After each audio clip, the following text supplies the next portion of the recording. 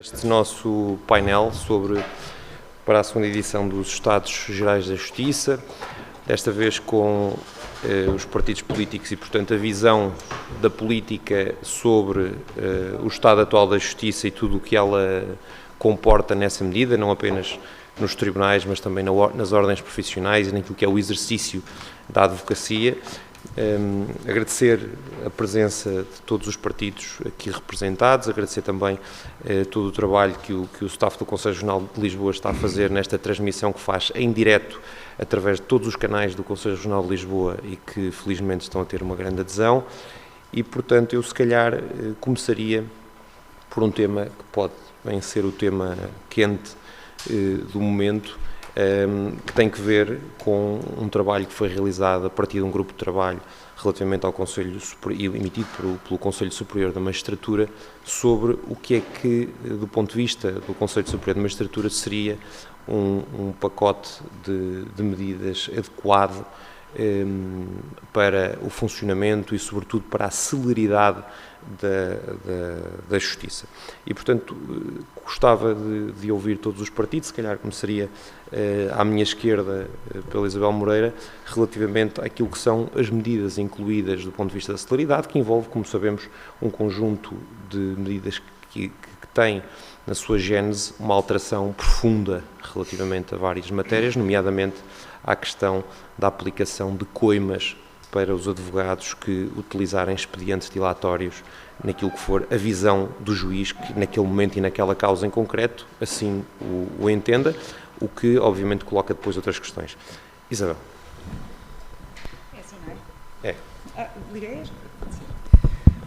Bom, eu queria em primeiro lugar agradecer o convite, é um prazer enorme estar aqui. É sempre não só um prazer como um dever de discutir estas questões tão importantes. Eu, indo muito rapidamente a esta, e queria cumprimentar naturalmente todos os membros da mesa e todas as pessoas que nos estão a ouvir, quer presencialmente, quer online, penso que também está a ser ouvido online. Eu acho que a proposta é infeliz do ponto de vista formal e do ponto de vista material. Mais alto? Não? Tá. Achei que estava... sim. Eu acho que a proposta é infeliz do ponto de vista formal e institucional e do ponto de vista material.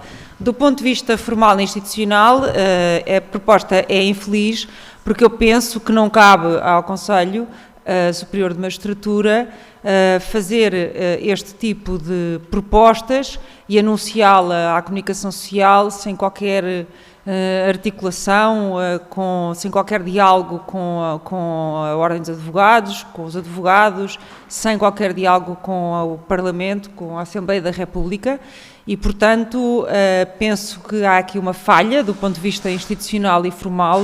Foi para mim uma grande surpresa receber um conjunto de propostas do Conselho Superior de Magistratura que se refletem não é uma reflexão sobre os juízes, mas é uma reflexão essencialmente sobre os atos dos advogados.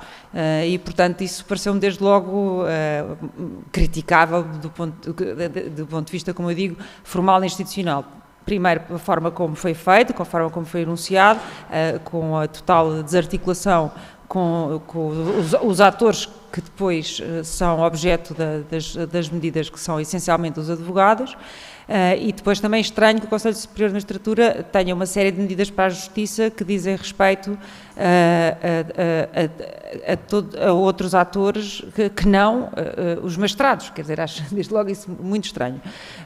E depois acho que são propostas que do ponto de vista material também me causam grande preocupação, porque são propostas que parecem ser pensadas a partir do calor mediático de um determinado caso e, portanto, querem imprimir celeridade processual à conta dos direitos de defesa das pessoas, seja em que qualidade for, sendo que a mais grave é de arguido, mas, no fundo, eu penso que a mensagem que perpassa das propostas é de que a responsabilidade da morosidade da justiça e dos problemas da justiça está nos advogados. E eu acho isso profundamente errado, acho pernicioso, acho perigoso e, portanto, a ideia de diminuição de prazos, a ideia de impossibilidade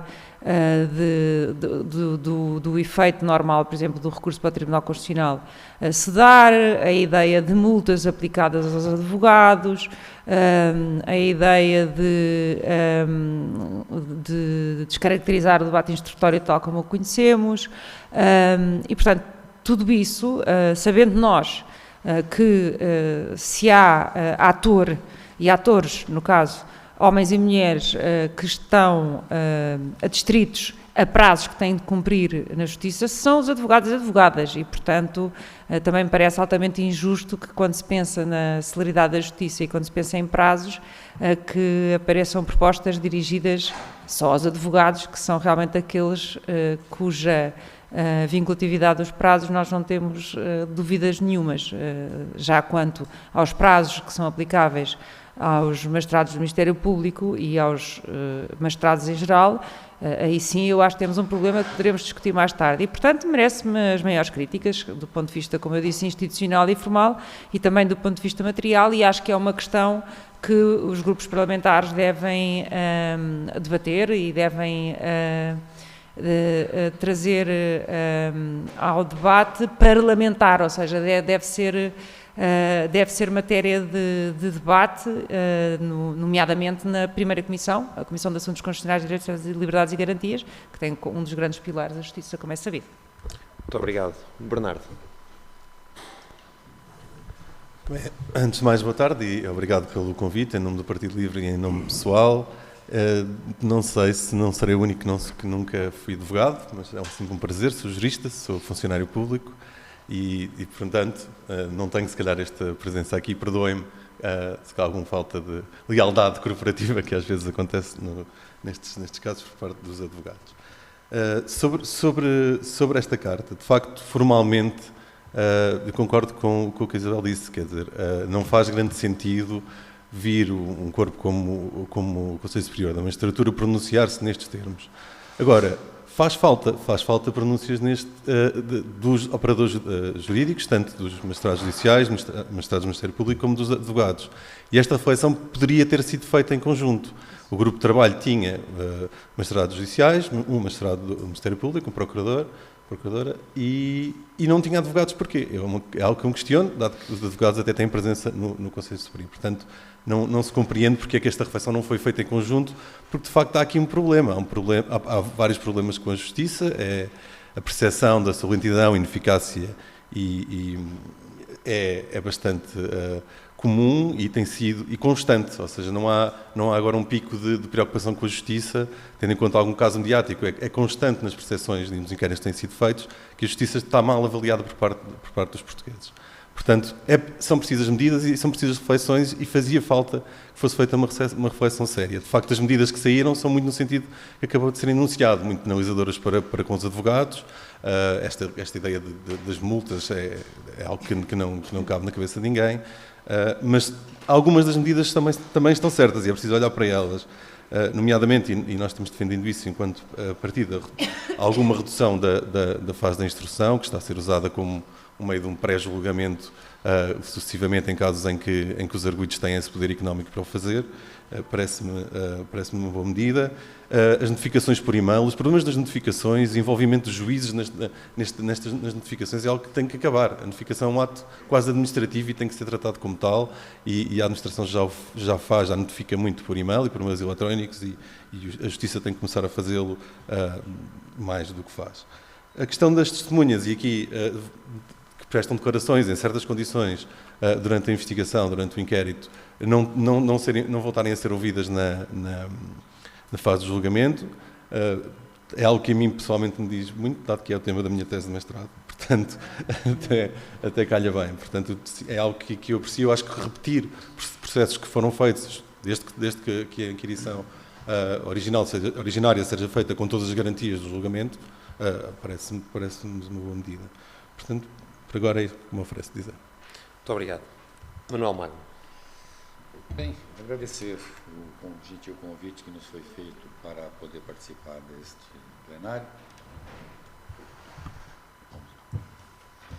Então, repetindo, agradecer o gentil convite que nos foi feito para participar deste plenário, cumprimentar todos os deputados, nossos colegas, senhor presidente. Nós entendemos que a aplicação de multas ou coimas aos advogados é flagrantemente um abuso que está sendo cometido. Nós entendemos que esta legislação, esta aplicação de normas aos advogados ou a qualquer outros tem que vir sempre da Assembleia Legislativa. Eles estão aqui, no Parlamento exatamente para legislar. E um outro debate que está sendo também dentro dessa discussão é a retirada de produção de provas, a fase instrutória propriamente dita, né? Eu acho que isso vai ser afetado violentamente.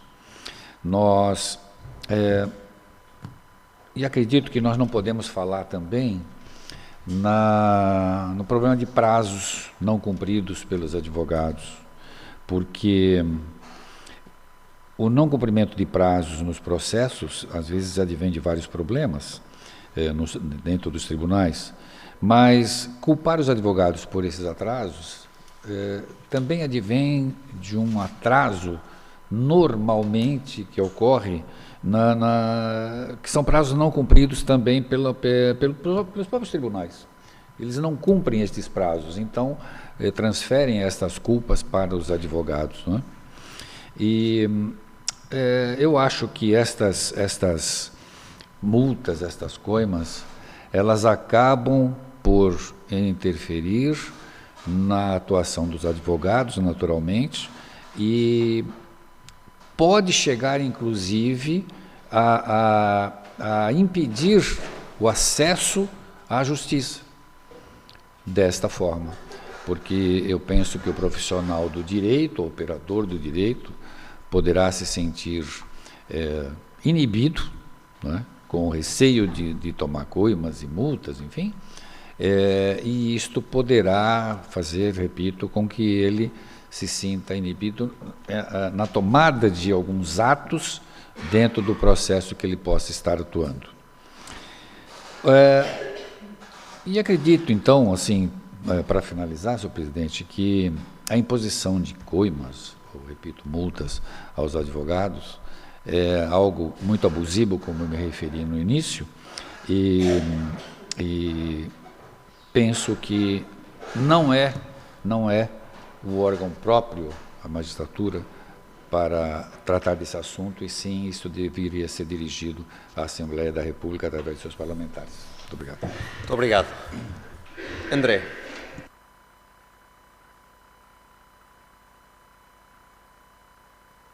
Muito obrigado pelo convite. Também agradeço a organização do evento. Cumprimento todos os meus colegas de painel e a todos os que estão aqui presentes.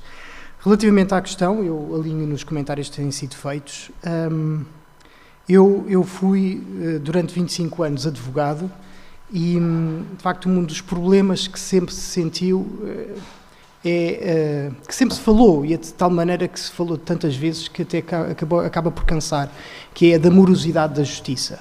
E quem é a culpa? Sempre perguntaram, mas quem é que é o responsável pela morosidade da justiça? E um dos motivos que eu sempre encontrei, quer dizer, é que não há um verdadeiro culpado, um verdadeiro responsável. E uma das coisas que nós não podemos, um erro em que não podemos cair, é de dividir o mundo da justiça em corporações, ou seja, de um lado estão os advogados, do outro estão os funcionários de justiça, depois os juízes, o Ministério Público, etc. Não é os cartórios, os notários, os conservadores, não é nada disso. Ou seja, a morosidade da justiça deve-se, no meu ponto de vista, a uma razão de fundo relativamente ao qual todos são vítimas, e que é a disfunção do sistema relativamente à realidade atual. Nós, desde os anos 80, que houve uma profunda alteração no modo como os portugueses vivem, essencialmente o acesso ao crédito e ao consumo, que levou, e eu aqui estou a falar essencialmente também porque eu quando fui advogado, trabalhei praticamente sempre em matérias de direito civil e, portanto, é mais nessa vertente que eu acabo por falar. Houve um enorme aumento do recurso aos tribunais e os tribunais não se adaptaram, a máquina dos tribunais não se adaptou a esta nova realidade. E há aqui duas coisas que eu julgo que seriam muito importantes. Uma seria adaptar os tribunais a essa nova realidade através, e isso eu procurei fazer com que nas últimas eleições, já agora, enquanto representante aqui da Iniciativa Liberal, convém também de mencionar que estou a falar nessa posição, da necessidade de capacitar os funcionários judiciais de uma formação adequada. Adequada não à função que eles fazem neste momento, que lhes é atribuída neste momento, mas a uma função que lhes podia ser atribuída, ou seja, que seria quase como a criação da figura do assessor do juiz. Ou seja, o juiz, em vez de estar a decidir em processos de uma grande complexidade jurídica, técnico-jurídica, acaba por muitas vezes estar inundado de pequenas, há quem possa chamar picuinhices jurídicas, ou pequenos pormenores, ou processos extremamente simples, e que seria bom que um juiz pudesse delegar nesses processos a funcionários que tivessem a formação adequada para os resolverem. E, quando falo desses processos mais simples, falo até de atos processuais em processos mais complexos, que o juiz pudesse não se deter tanto e perder tanto tempo. Depois, e também indiretamente à questão que estávamos aqui a discutir, do Conselho Superior da Magistratura e do Conselho Superior do Ministério Público já agora, e porque ontem, no Parlamento, houve um debate, uma conferência sobre a ética e os comportamentos, aliás, para ter o nome correto do debate, seria o Código de Conduta dos Deputados, e que foi um dos assuntos que foi muito referido. Às tantas havia um senhor que era o professor Luís de Sousa, que referiu que uma das melhores formas para trazer uma certa abertura e transparência para a forma como o comportamento dos deputados era feito, era avaliado, era que a Comissão de Transparência e Ética dos Deputados incluísse pessoas de fora, com valor reconhecido, geralmente até pessoas da academia.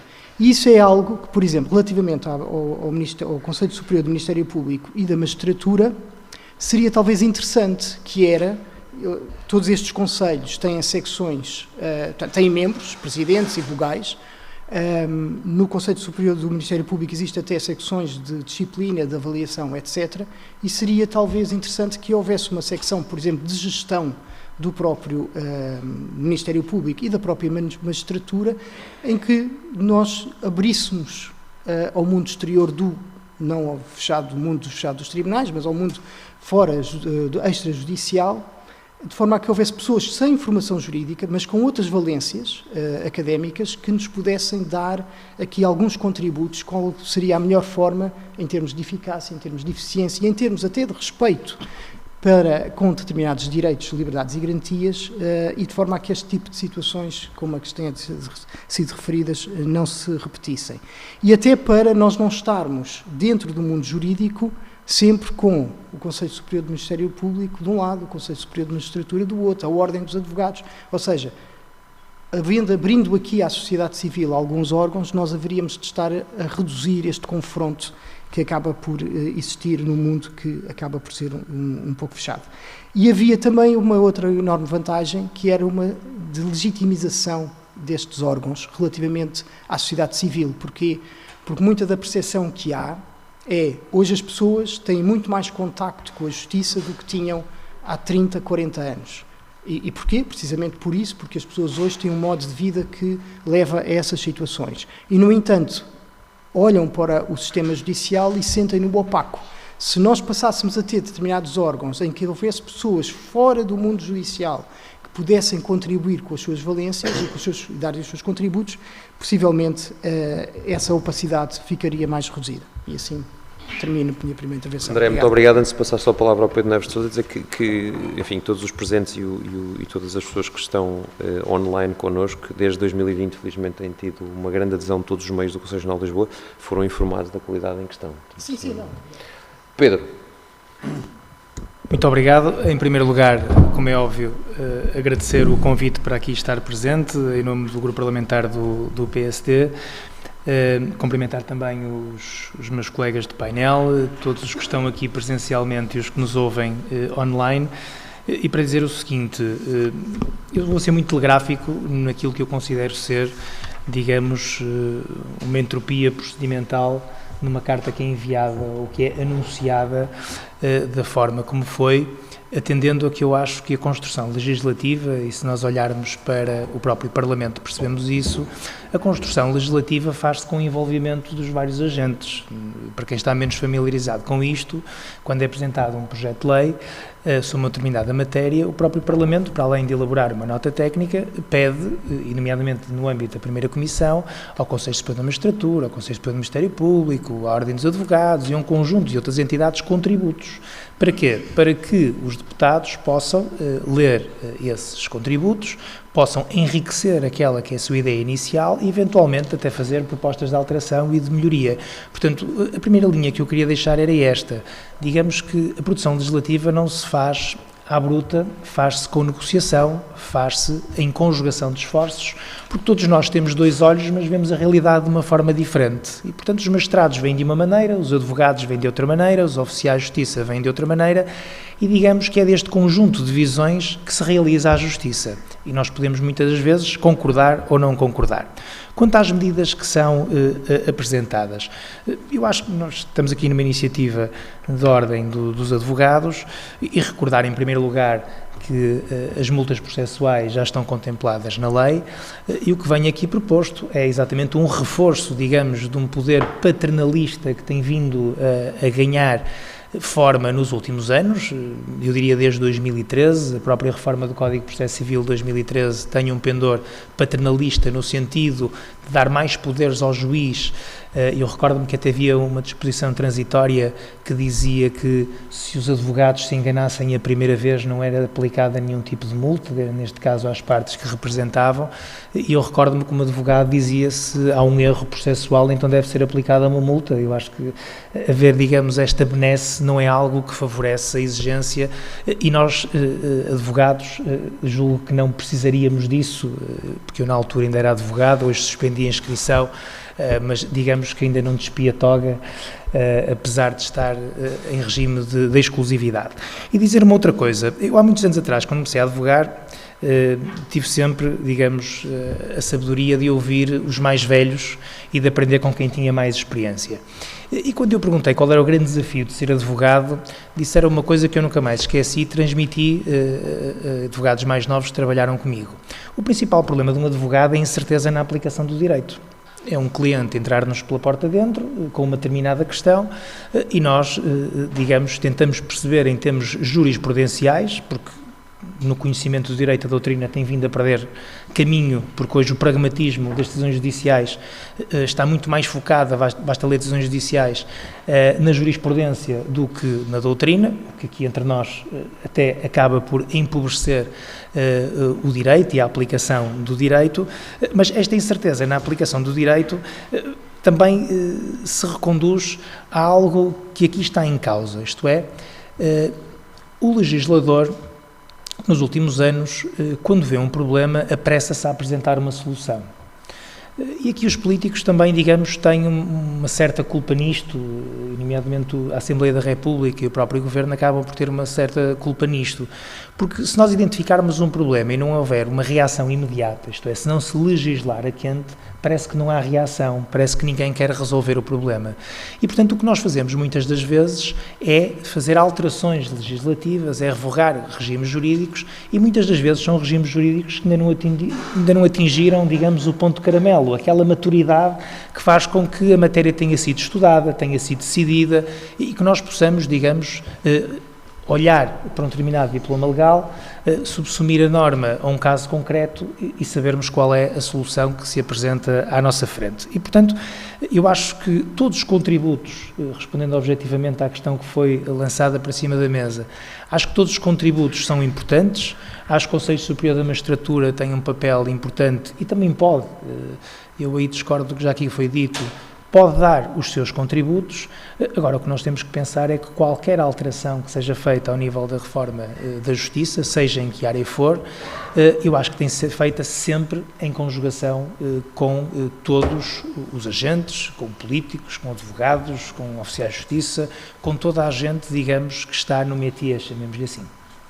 Pedro, muito obrigado. Pegando se calhar naquilo que acaba de dizer e começando novamente por si para fazermos agora a volta ao contrário, eu diria que um dos temas que tem estado sempre em cima da mesa no legislar a quente, ou neste caso nem a quente nem a frio, porque é o tema do segredo de justiça e o impacto que isso tem tido. E eu, enfim, pergunto se, na opinião dos partidos aqui presentes, o segredo de justiça, que enfim, nós vamos ter um painel a seguir com alguns dos principais jornalistas que em Portugal têm estado debruçados sobre este tema, mas o tema que se coloca do segredo de justiça versus o dever de informar e a liberdade de expressão, etc., se na vossa opinião o problema que hoje existe, que é um problema latente e grave relativamente à violação do segredo de justiça, carece de alguma reforma legislativa ou se há outras formas de resolver o problema?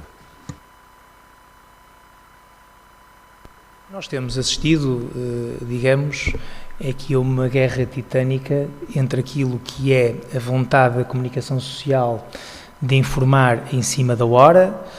Nós temos, quero recordar, temos comunicação social que chega a diligências que estão sob o segredo de justiça antes das próprios órgãos de polícia criminal. Portanto, digamos que a notícia é dada mesmo antes do facto ocorrer. E acho sinceramente que isto atropela e de que maneira aquilo que são direitos, liberdades e garantias dos cidadãos. Como nós sabemos, no âmbito do processo penal, há aqui muitas das vezes uma redução daquilo que são direitos, liberdades e garantias dos cidadãos, com várias diligências que são feitas no âmbito do próprio inquérito, e eu diria que hoje um arguido, nomeadamente se tiver algum tipo de notoriedade, tem dois problemas. Tem um primeiro problema, que é essa redução por via legal, e depois tem um problema que se vai eternizando, que tem a ver com aquilo que é o facto de ir lendo no jornal um conjunto de notícias depois dessas diligências e muitas das vezes antes dessas diligências. Eu quero recordar, por exemplo, um caso muito mediático em que houve um determinado órgão de comunicação social que resolveu fazer um programa onde foram transcritas escutas mesmo antes dessas pessoas terem sido ouvidas ou constituídas arguidas, e portanto nós olhamos para este tipo de situações e há aqui, goste-se ou não se goste das pessoas em causa, há aqui um atropelo absoluto daquilo que são, nomeadamente, as garantias dos cidadãos, os seus direitos enquanto cidadãos e, nomeadamente, os seus direitos que estão prescritos na Constituição e neste caso, na legislação penal. Pergunta, como é que isto se resolve? Eu acho que há aqui um problema que tem que ver com a violação do segredo de justiça e com a dificuldade, digamos, que o próprio Ministério Público tem em relação a estes casos. Porque não vamos ser inocentes. Quando há uma violação do segredo de justiça, nós conseguimos, ou pelo menos conseguimos determinar, não com objetividade, mas conseguimos determinar por que mãos é que passou um determinado processo, um determinado inquérito. E, sem estar aqui a apontar o dedo a ninguém, que não é essa a ideia, este processo passa, nomeadamente pelo Ministério Público, eventualmente por juiz de instrução, por oficiais de justiça e pelos órgãos de polícia criminal. Eu julgo que não passará pelas mãos de mais ninguém. E a pergunta que eu faço é esta, é que neste momento, se nós olharmos para aquilo que o Ministério Público pode fazer quando investiga uma violação do segredo de justiça, sendo certo que, teoricamente e em abstrato, o próprio Ministério Público, ou um titular de um determinado processo, pode ser suspeito, porque foi um dos que tocou, que teve conhecimento desse mesmo processo. E depois, quando nós olhamos para a moldura penal e percebemos que tipo de diligências é que podem ser feitas, nós percebemos que há aqui, digamos, digamos, há condições que se reúnem que fazem com que a realidade que se nos apresenta seja única, isto é, eu pessoalmente não conheço nenhum caso em Portugal onde alguém tenha sido condenado por violação do segredo de justiça.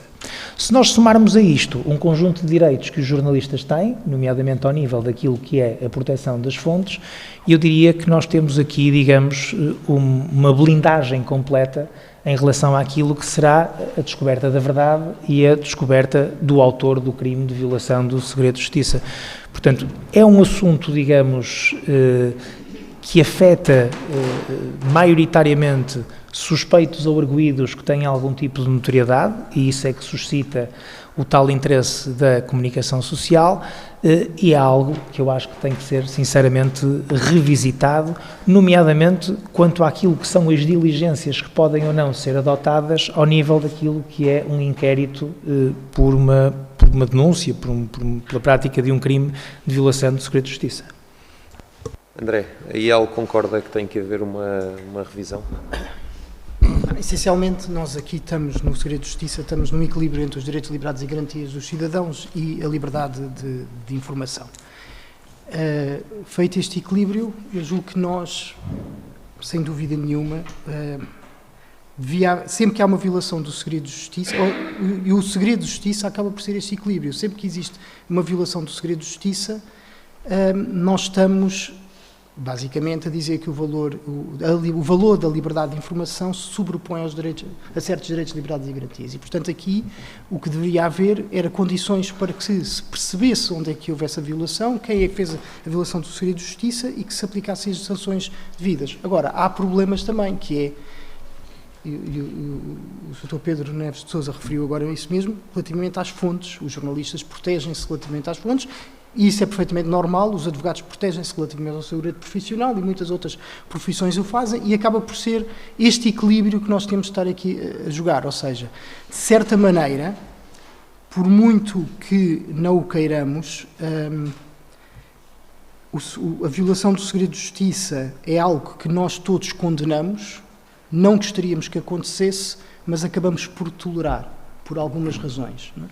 Uma delas pelo equilíbrio, outras às vezes porque fechamos os olhos. E é nessa parte em que fechamos os olhos em que, se calhar, nós o que devíamos ter era condições para fazer as investigações, investigar e depois aplicar as sanções. Sendo que, nos momentos em que nós encontramos estas ditas fronteiras, em que nós não podemos dar passos em frente porque há determinados outros valores que estão em causa, nós temos que aceitar a realidade como ela é. Isso. Manuel, o Chega tem uma opinião muito, enfim, mais ou menos conhecida sobre quase todas as matérias de justiça. Relativamente a este tema do segredo de justiça e a sua violação, entendem que deve haver uma revisão ou não?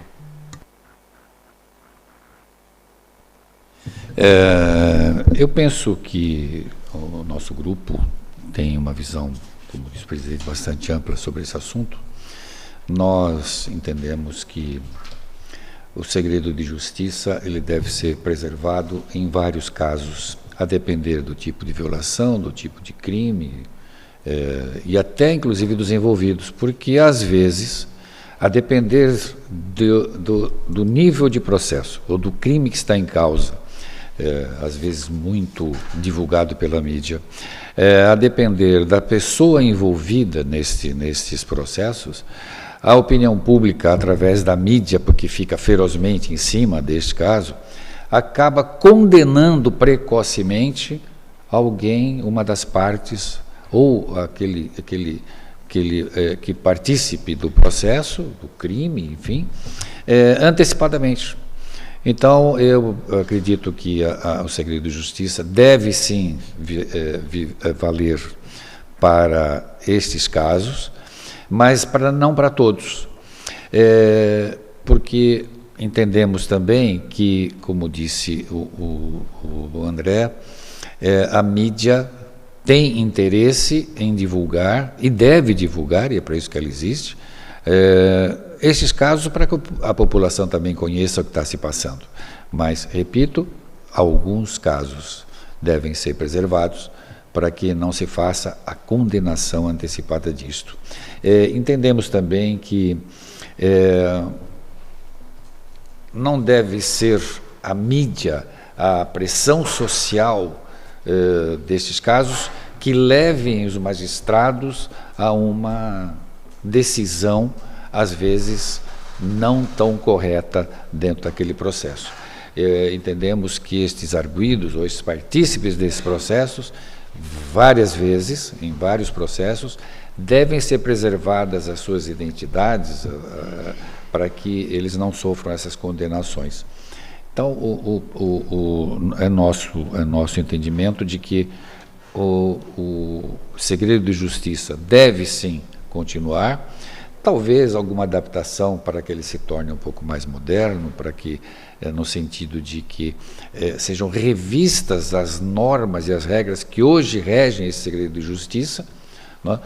Embora eu acredite, presidente, que não hajam tantas modificações assim que possam ser levadas a efeito neste processo, relativamente especificamente ao segredo de justiça.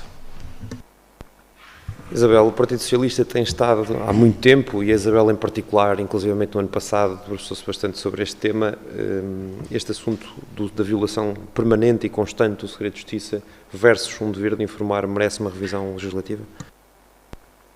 Permitam-me só que voltam um pouco atrás por isto. Eu há pouco, quando não fui muito medida a medida relativamente às propostas do Conselho Superior de Magistratura, foi precisamente por me incomodar tanto a forma e por aquilo que também foi dito pelo meu colega do PSD, por o processo legislativo decorrer de um diálogo, que achei que não devia perder muito tempo com isso. E devo dizer que há muito que fazer pela celeridade processual e, portanto, eu não acho que aquilo seja o meio de apresentar, eu queria deixar isso bem claro, e até acho que naquele diálogo que nós temos no Parlamento, e não queria deixar isso aqui assente, em que são tantos os atos legislativos em que pedimos sempre parecer ao Conselho Superior de Magistratura, até não queria deixar de registar aqui o meu lamento por se acumularem os casos em que o Conselho Superior de Magistratura não dá parecer.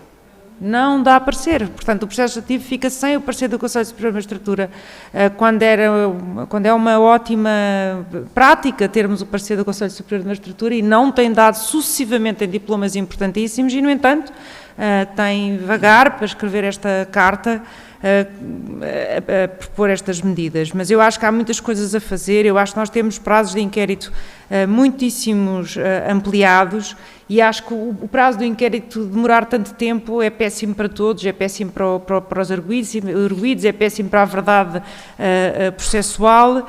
Acho que o Ministério Público, sim, entende que os seus prazos são meramente indicativos, e acho que devíamos mudar para deixar claríssimo, para mim já é claríssimo, que determinados prazos são perentórios, mas devia tornar-se claro que o prazo de, por exemplo, 48 horas para ser presente ao juiz é um prazo de 48 horas para ser presente ao juiz, sob pena de violar vários princípios constitucionais. O prazo, eu acho que quando se chega a um determinado momento, tem que se arquivar o processo, portanto há um prazo para decorrer o inquérito, e se não há matéria, arquiva-se, e deve haver um prazo para isso, e pode eventualmente depois num arranjo legislativo que se tenha, encontrar casos de ultra complexidade em que se permita um alargamento, mas acho que deve haver mesmo um prazo perentório do inquérito, dura X tempo, não houve prova, arquive-se. Isto é aquilo que eu proponho, portanto, já agora para responder à carta de uma maneira positiva, acho que deve ser isso. E acho que há imensos atos inúteis que podiam ser anulados. Por exemplo, se o juiz faz um despacho de não pronúncia que confirma a decisão do Ministério Público de arquivar o inquérito, porquê é que este ato está de ser recorrível? Quer dizer, isto devia acabar aqui, é o exemplo de um caso que eu acho que devia acabar. E também relacionado, então, chegando aqui ao tema, para continuar a ser sucinta como costumo ser, relacionado com o tema do segredo de justiça, que é de facto um caso em que a ponderação de valor já está feita e o crime está lá. Nós tivemos a oportunidade de ler o último relatório que a Sra. Procuradora-Geral da República foi apresentar à Assembleia da República, portanto aquele relatório que é obrigatoriamente apresentado à Assembleia da República, era um relatório muito extenso, e nós não encontramos lá nada sobre inquéritos internos feitos sobre a violação de segredo de justiça. Portanto, encontramos matérias importantíssimas sobre a atividade do Ministério Público, outros inquéritos que são levantados relativamente a outro tipo de infrações disciplinares, mas sobre algo que é sistemático, que está aos olhos de toda a gente, que nos entra pela casa adentro, pela televisão, pelos jornais, por isto, não é? Todos os dias, não há uma linha. Portanto, eu quando leio o relatório de atividades do Ministério Público, ou o relatório bienal, não me lembro agora exatamente o nome do relatório, que tem toda aquela informação, sei que todas as semanas nós vemos sucessivamente violações do segredo de justiça, portanto, crimes a serem praticados. Sabemos, como aqui foi dito, exatamente quais são os agentes dentro deste edifício grande que é a justiça, que podem manusear um determinado processo. Portanto, não há de ser difícil criar mecanismos para, uma vez instaurado o processo de inquérito ou um processo de crime, fazer o percurso para se determinar a factualidade típica. E, quer dizer, nem internamente há inquéritos, nada, quer dizer, não é normal. E, portanto, eu acho que há uma passividade muito grande de todos os envolvidos relativamente a um crime gravíssimo, com repercussões gravíssimas nos direitos de personalidade dos atingidos. E, portanto, eu acho que se deve, de facto, repensar.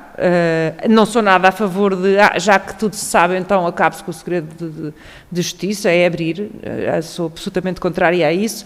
Acho intolerável a forma como alguns jornalistas conseguem constituir-se assistentes, pedir para determinadas pessoas serem constituídas arguídas, quer dizer, eu acho que é uma coisa absolutamente pornográfica do ponto de vista daquilo que é a ratio do segredo de justiça, e assim como acho que na mesma lógica de voyeurismo, acho que temos mesmo que clarificar o regime das escutas, porque as escutas são meios de prova e não são meios de obtenção de prova. E acho que isso tem que ser clarificado, porque nós não podemos ter investigações criminais a depender exclusivamente de escutas. E acho que essa sensação de devassa que muitas pessoas têm relativamente a determinados processos, não vem só da violação do segredo de justiça, vem também da forma como as escutas são utilizadas, não só quanto à duração, quanto à sua divulgação e quanto ao enviesamento com que são utilizadas, que é saber se de facto são meios de prova ou são meios de obtenção de prova. E eu acho que isso é uma coisa que se liga com outra e que também é uma matéria que valeria a pena, lá está, de uma forma calma, dialogando todos uns com os outros, dialogando com a Ordem dos Advogados, dialogando com o Conselho Superior de Magistratura, dialogando com todos e com todas. Acho que poderíamos mexer nestas matérias com cautela, mas em todas elas, no que diz respeito aos advogados, no que diz respeito aos atos dos advogados, no que diz respeito aos prazos do Ministério Público, no que diz respeito a clarificar que são 48 horas, são 48 horas, tudo isso e nestas matérias também. E sempre em diálogo. Bernardo. Muito bem. Vou ter que discordar aqui um pouco dos meus colegas de painel, porque o que eu acho que há aqui também é muito uma má compreensão do que é o segredo de justiça. O processo penal é público por definição. Tínhamos isto em mente. E muita gente não sabe isto, e o público em geral não tem noção nenhuma disto, porque o inquérito era de facto sujeito a segredo de justiça até 2007, acho eu, e instaurou-se esta ideia de que tudo o que é feito na investigação está sob segredo de justiça e, portanto, tudo o que é divulgado na comunicação social é uma violação de segredo de justiça enquanto o processo está a correr. Há esta ideia, não é?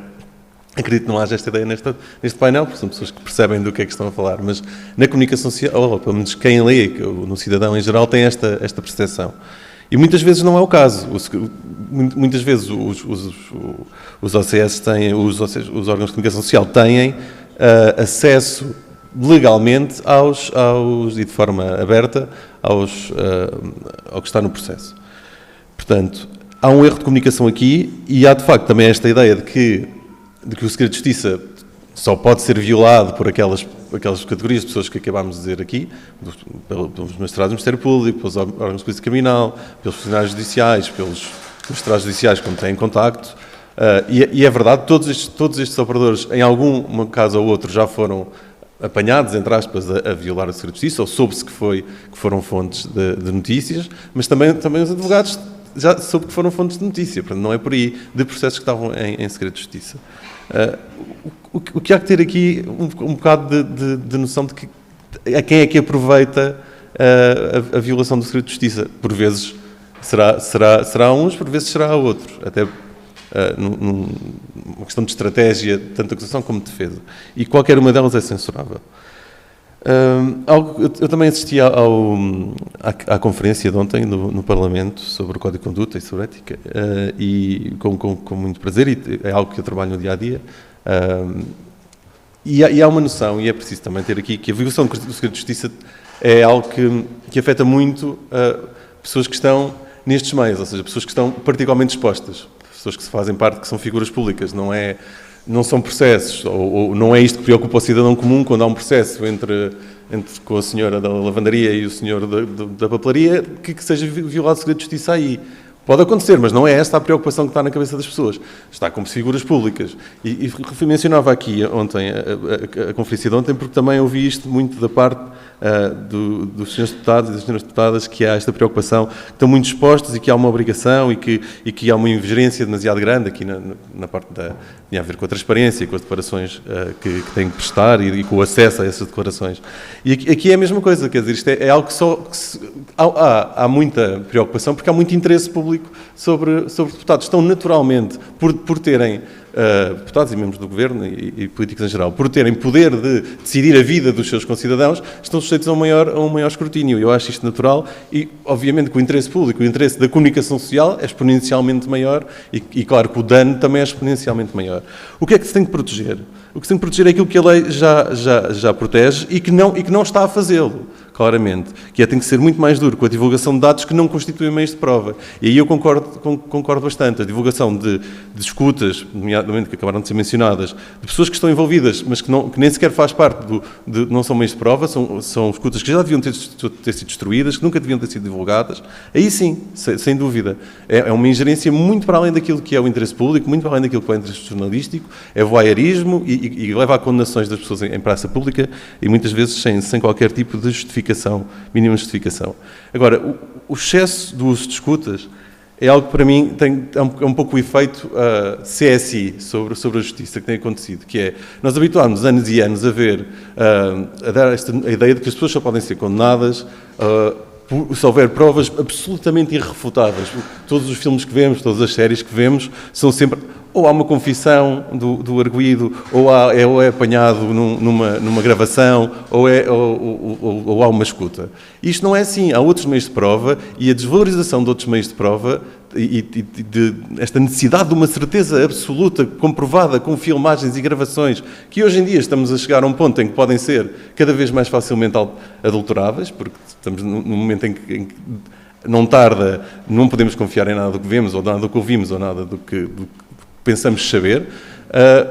Temos que repensar esta maneira de ver o processo penal. Ou seja, não podemos confiar mais nestes meios de prova e não podemos fazer investigações só baseadas nestes meios de prova. E acho que isso é algo que temos todos em conjunto de repensar.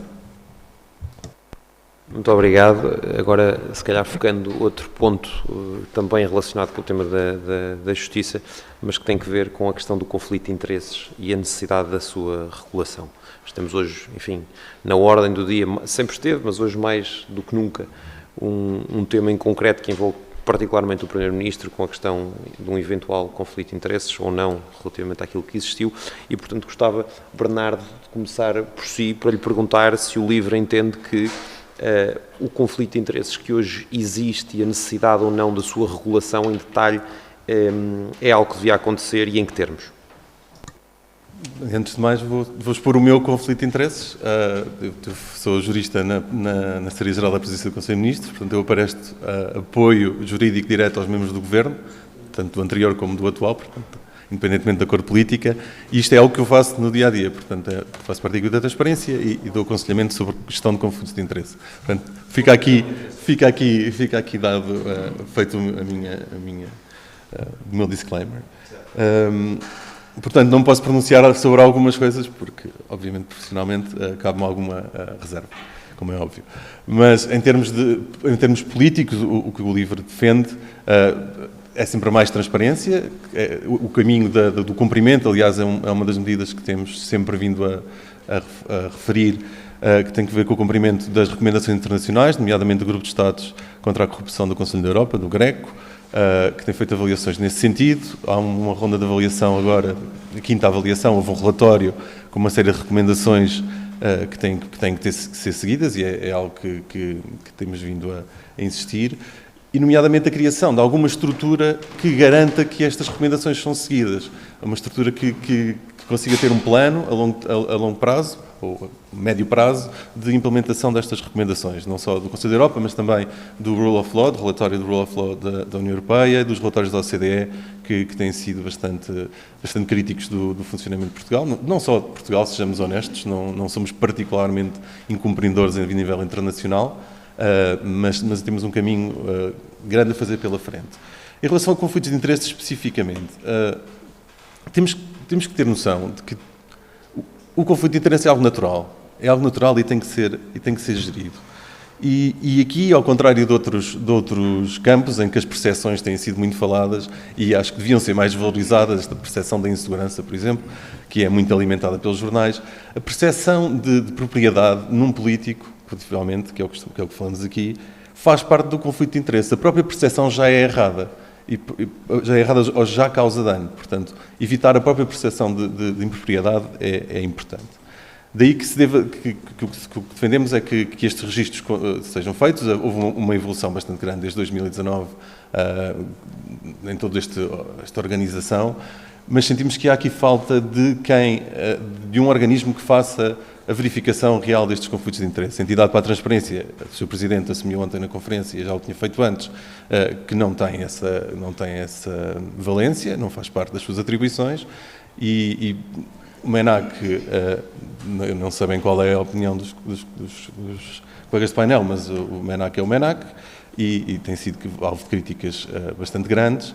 O Ministério Público em si também não o vai fazer de modo próprio, portanto, aquilo que o LIVRE tem defendido é que haja uma reordenação um rearranjo desta arquitetura, fundindo estas instituições e numa autoridade, ao estilo da autoridade francesa, que faça, primeiro, o aconselhamento de como cumprir, de como gerir os conflitos de interesse, que isto é importante, a parte de pareceres, de compliance, depois a recepção das declarações, a verificação da sua conformidade também nesse sentido, e depois também a verificação dos conflitos de interesse, que é algo que não é feito e tem que se começar a fazer. Isabel. Bom, eu em relação a esta questão concreta do Primeiro-Ministro, não sei se quer que eu responda mesmo o que é que eu acho que o Primeiro-Ministro deve fazer, ou em abstrato as questões da transparência. A pergunta era em abstrato, mas claro que se não, quiser pronunciar sobre a questão do debate é feito no Parlamento, acho que não é. Pronto, ou porque é que o PS achou que no caso deveria dizer quais eram os porque é que no caso deveria dizer quais é que eram os clientes, quando em regra não se deve dizer, mas eu acho que isso é debate parlamentar e não queria fazer aqui esse debate. Eu acho que eu não acho boa aquela frase nunca é demais a transparência, às tantas é demais, porque, por exemplo, no caso, e não entrando na crítica ou não crítica, o Primeiro-Ministro, para mim, não foi satisfatório naquilo que não disse e foi um exagero naquilo que disse. Ou seja, teve uma postura tática que foi dizer, no fundo, vou aqui expor a minha vida patrimonial toda, da minha família, o meu plano familiar para os meus filhos, etc. E, portanto, aquilo é muito desconfortável de se ver. Claro que é uma tática que é para precisamente causar esse desconforto e nós dizermos, meu Deus, não há ninguém tão transparente como o Primeiro-Ministro, claro. Agora, eu não quero que caiamos numa situação de entrarmos todos num concurso de transparência, porque não podemos passar da transparência ao voyeurismo. Acho que os titulares de cargos políticos também têm direito à sua privacidade e à proteção dos seus dados, e os familiares dos titulares de cargos políticos têm direito à sua privacidade, e acho que um excesso de presunção um excesso de desconfiança altamente alimentada por populistas de que os políticos são à partida corruptos, que é preciso limpar Portugal e por aí fora, leva a que hoje em dia, de facto, são muito poucas as pessoas que, sem ter uma profissão, tendo uma profissão anterior, é o meu caso, eu tenho uma profissão à qual voltar, de facto queiram ir para a política, porque é muito difícil este exagero de escrutínio, de declarações. Eu acho que, tal como está, o registro de interesses está bem, acho que avançámos muito. Eu até acho que, em algumas matérias, podemos ter ido longe demais. Acho que falta regulamentar o lobbying. Isso acho uma coisa importante para a transparência da atividade política. Acho que é importante porque, no fundo, não quer dizer que com isso se vá prevenir uma série de coisas, não é isso. Eu acho é que faz parte da modernidade parlamentar europeia, naquela em que nos movemos. Acho que é importante haver um registro das entidades com as quais eu me reúno, que isso seja escrutinável. Acho que deve fazer parte de, quando se estuda um processo legislativo, saber com que entidades é que se reúne, quem é que elas são, quem é que representam. Isso acho muito importante. Mas também acho muito importante para a transparência fazer-se a pedagogia de que da parte não jurídica, ou seja, do que é que significa ser político e ser política, o que é que um deputado faz, qual é que é o seu trabalho, porque é que não é uma coisa suja, porque é que não é, ao contrário, porque é que é uma coisa dignificante, o que é o trabalho de um deputado, contrariar aquela ideia do sistema e de que é uma coisa muito má, etc. Porque, de facto, se continuamos nessa lógica, eu temo muito que daqui a muito pouco tempo as pessoas que queiram ir para a política são aquelas que não têm mesmo outro sítio para ir. E é fácil ver a evolução, se olharmos para determinados grupos parlamentares, ver quem é que, antes de ir para deputado, passou a ganhar mais, em termos globais, e quem é que não aconteceu isso. Portanto, onde é que nós vemos, de facto, em termos de partidos com verdadeira pega à causa pública, com verdadeiro enraizamento na democracia, nós verificamos que há nesses partidos muito mais pessoas que têm uma vida na sociedade civil, sendo que não há mal nenhum em ter-se feito toda uma vida na política, atenção que também não tenho nada contra isso, quando muitas vezes os que mais tentam lançar essa ideia terrível de que os políticos são, na sua maioria, corruptos, são aqueles que, se formos ver a fundo, não tinham nada antes de entrarem no Parlamento. Muito obrigada. Manuel, grande curiosidade para ouvir a posição do Chega sobre esta matéria. O Chega tem assumido, enfim, posições muito conhecidas sobre aquilo que entende relativamente a este conflito de interesses. Este conflito de interesses deve ser regulado, enfim, na senda do que dizia aqui a Isabel Moreira. Nós devemos ter políticos profissionais ou profissionais da política, ao contrário do que diz o Chega, mas, quer dizer, numa lógica de regulação absoluta daquilo que é o conflito de interesses. E em que termos? Bem, eu penso que está se vivendo uma crise muito forte na vida política, na vida pública política. A classe política está descredibilizada. Em grande parte, a opinião pública relaciona os políticos exatamente com crimes de corrupção, conflitos de interesses, que privilegiam sempre os seus interesses em detrimento dos interesses da nação, dos interesses públicos, exatamente. Fala-se muito pouco da política, trata-se a política como um privilégio e não como um dever. Com relação ao conflito de interesses, eu acho que os deputados devem ter sempre em mente que eles devem dissociar-se da sua vida pessoal, como bem disse a deputada Isabel, que todos têm uma vida, mas ao entrar para a política devem sim dissociar-se dessa pele de vida pessoal para participar da vida pública. Nós entendemos também que no exercício do seu mandato, o deputado tem que considerar sempre o interesse da nação, como dissemos, e entendemos, respondendo à pergunta do presidente, que há necessidade de aprovar novos diplomas ajustados às novas realidades sociais, econômicas e até mesmo as tecnológicas, não é? Que estão em moda aí, especialmente a inteligência artificial, chamando para esta tarefa, na realidade, cidadãos capazes, nas mais variadas formações pessoais, para dar esse contributo, não é? Ao país, sem colocar, evidentemente, as suas preferências e necessidades pessoais à frente dos interesses do país, do interesse da nação.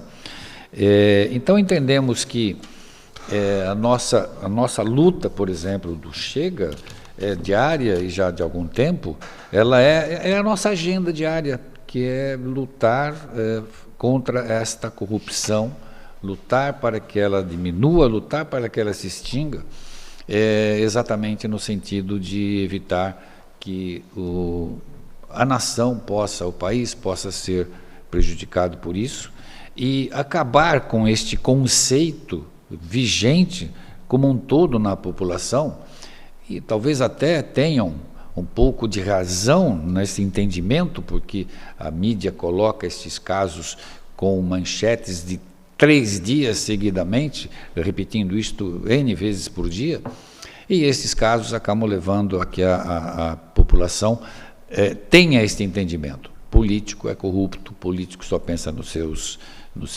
privilégios, nos seus interesses, o que não é verdade. Eu até acredito e faço aqui uma meia-culpa de que existam políticos, sim, que tenham este entendimento, não é?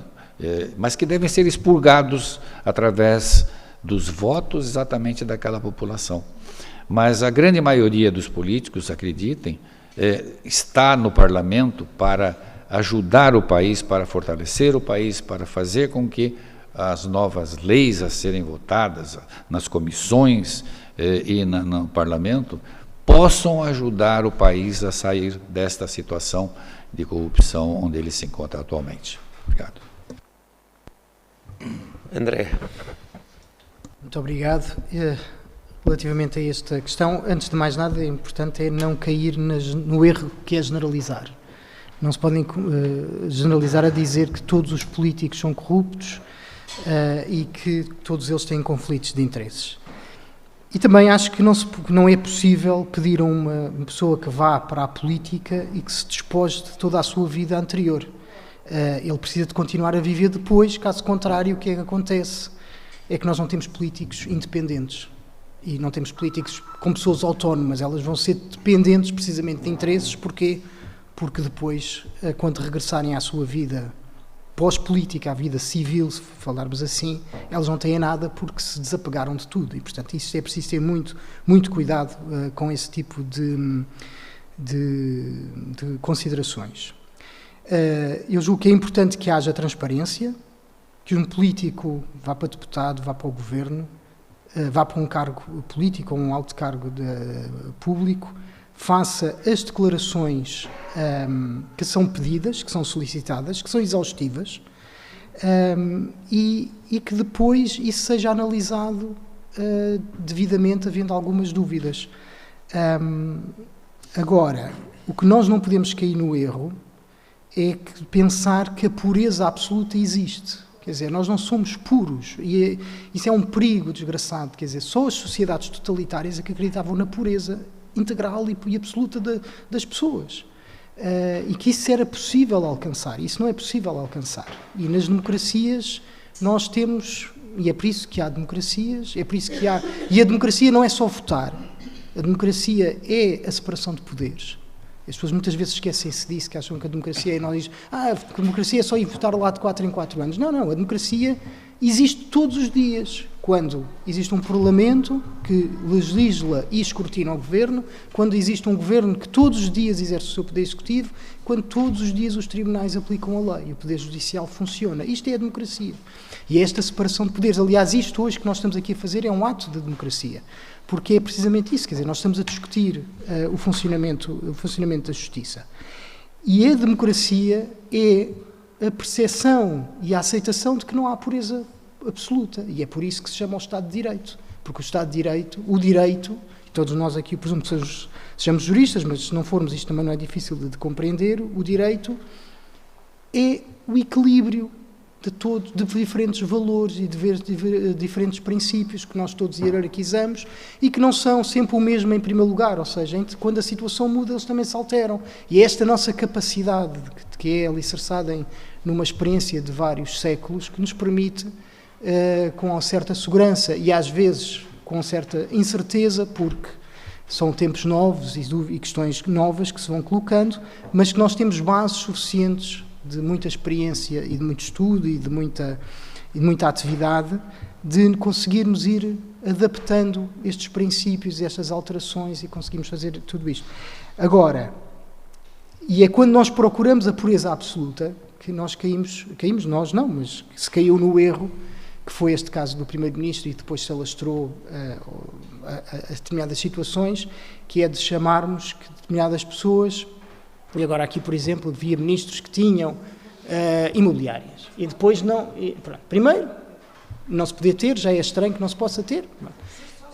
E depois, muitas daquelas situações nem sequer eram imobiliárias, não é? Quer dizer, e acabou-se por cair no ridículo. Aliás, também o próprio partido que levantou esta questão acabou por se aperceber que havia deputados que tinham imobiliárias. E, quer dizer, isto não tem problema nenhum, porque hoje há muitas imobiliárias. E se nós formos olhar bem, porquê? Porque o setor económico mais dinâmico do país, hoje em dia, pronto, ou bem ou mal, é o imobiliário. Pronto. Há 20, 30 anos, se calhar era o setor bancário. Pronto, e se calhar muitos deles estavam ligados aos bancos. Muitos dos deputados, muitos políticos estariam ligados à atividade bancária. Mas isso, quer dizer, estar à espera de políticos puros, isso nunca vai existir. Aliás, nos regimes totalitários eles nunca alcançaram, porque aí sim sempre houve muita corrupção. Eu lembro de uma vez, há uns tempos, uma pessoa dizer até parece que os comunistas não gostam dos ricos. Não, os comunistas sempre gostaram de ricos, não é? E eu agora falo de comunistas, mas até nas ditaduras da direita. Adoraram os ricos. O problema é que os ricos eram eles próprios. Quer dizer, este tipo de situação, as coisas não são assim tão simples. Quero isto com isto dizer, o regime, por exemplo, extremamente autoritário como o russo ou o chinês, são regimes muito mais corruptos do que um regime democrático, porque não há qualquer tipo de escrutínio.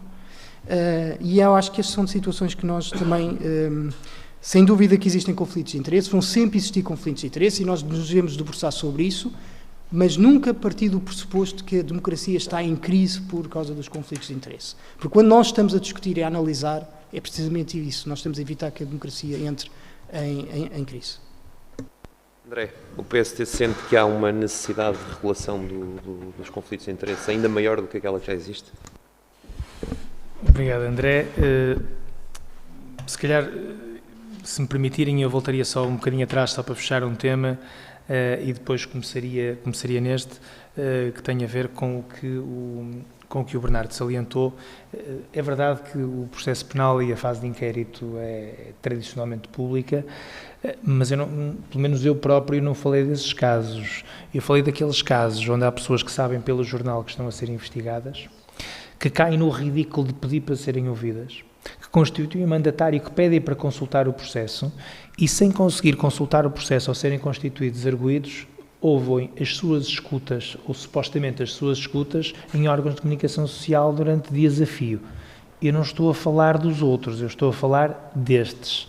E, portanto, só para separar as águas, para nós percebermos o que aqui se passa. Por outro lado, também não passar a ideia que isto é só sobre políticos, porque se for um ator, se for um músico, se for um artista, alguém que tenha algum tipo de relevância, e às vezes nem isso, porque a órgãos de comunicação social nem vale, pode ser a Maria ou o Manel, portanto, há um atropelo completo daquilo que são os direitos processuais.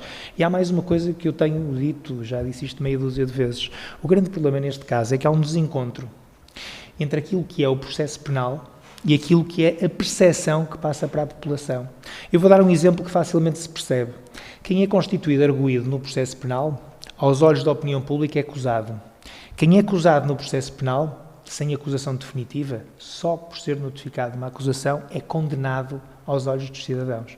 E o grande desencontro que existe, por isso é que eu acho que tem que haver uma proteção muito maior, é que os próprios cidadãos, quando chegam ao fim, se sentirem que foram prejudicados de alguma maneira, eu já não falo em termos pessoais, falo em termos profissionais, em termos sociais, em todas as dimensões da sua vida. Conheço pessoas que destruíram, as suas vidas foram plenamente destruídas e que chegaram ao fim e disseram assim: o que é que eu posso fazer agora? Muito bem, posso instaurar uma ação contra o Estado. E se o Estado entender que houve dolo, então aí vai instaurar uma ação sobre aqueles que foram os agentes que não são responsabilizados. Era só para fechar o tema, para deixar isto bastante claro. Conflito de interesses. Nós tínhamos aqui debate para 1 dia, 2 dias, 3 dias. Mas eu, se calhar, porque os meus colegas já deram aqui uma perspectiva mais teórica, eu se calhar vou para uma perspectiva mais prática. E com isto se consegue perceber o que é que pode ser ou o que é que não pode ser conflito de interesse. Há bocadinho eu dizia isto com razão. A Lei de Orçamento de Estado prevê, isto não é propaganda política, é apenas um exemplo, prevê para toda a gente uma redução da taxa de incidência do IRS. Eu votei, e todos que estamos aqui sentados, que somos deputados, votamos. Isso vai-me atingir a mim, eu vou pagar menos IRS. Há um conflito de interesses? Vou dar um outro exemplo que está em voga, que é a questão das imobiliárias. Vamos imaginar que eu tenho uma imobiliária e transaciono imóveis. Eu tenho uma imobiliária aqui em Del Rey. E se eu não constituir uma imobiliária a título pessoal, eu, Pedro, comprar e vender imóveis, já não há problema? Pode haver. Portanto, se eu comprar e vender um imóvel, pode haver. Portanto, o facto de eu ser deputado ou de alguém ser governante vai fazer com que, por exemplo, um negócio familiar da venda de um terreno não possa ser feita pelo simples facto de ser deputado. É que eu vou dizer-vos qual é o problema o problema do debate político passa por aqui. Nós, na entrada, e eu confesso-vos que esta é a minha primeira legislatura, nós fazemos aquilo que pode ser designado como um striptease da nossa vida patrimonial. Nós, quando entramos, nós temos que declarar tudo. A partir daí não há segredos. Temos que declarar contas bancárias, regime de casamento, se herdarmos alguma coisa temos que colocar lá a herança em divisão, nós temos que colocar tudo, cotas, temos que colocar lá tudo. E a avaliação, para mim, a transparência está aí. Não está no resto. Não está no resto. Com muita sinceridade, não está no resto. Porque se eu for aqui dar vários exemplos, e muitas vezes dizem assim, há uma descredibilização da classe política. Eu digo-vos porquê, e se calhar há pouca gente que diz isto com esta clareza.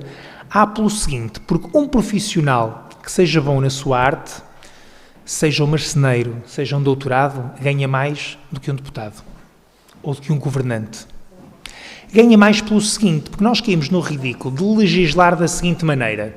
Vamos imaginar que nós conhecemos o professor Manuel, e o professor Manuel é doutorado em ambiente, é um especialista em ambiente e, para além da vida académica, tem também uma consultora de ambiente, porque o que ele sabe mesmo é de ambiente. Atendendo a que este cidadão é altamente qualificado, conhece o mercado, conhece as normas, conhece tudo, um primeiro-ministro convida-o para ser ministro do Ambiente. E ele aceita por uma questão de cidadania. E vai perder dinheiro? Vai, porque vai ter que estar em exclusividade. E quando ele sair de ministro, o que diz a lei é que ele durante 3 anos não pode fazer aquilo que sempre fez. E aquilo que ele sempre estudou, e aquilo em que sempre trabalhou. É esta a realidade que nós temos. E depois as notícias são, é engraçado, alguém foi convidado para membro do governo e não aceitou. Aquilo foi 3ª escolha, aquilo foi 4ª escolha, por uma razão. Porque se as pessoas pensam, e acho que isto vem a debate muito, porque nós temos um partido na Assembleia da República, que é o Chega, que gosta de enlamear as pessoas. O que se passou com o Primeiro-Ministro de Portugal foi isto, não foi rigorosamente mais nada. Aliás, quem não viu o debate na sexta-feira basta puxar para trás e percebe que existe, por parte dos partidos políticos responsáveis, existe claramente a percepção de que se percebe que há uma vida antes e que vai haver uma vida depois. Porque então nós só podemos ter 2 coisas, que era o que se disse há pouco.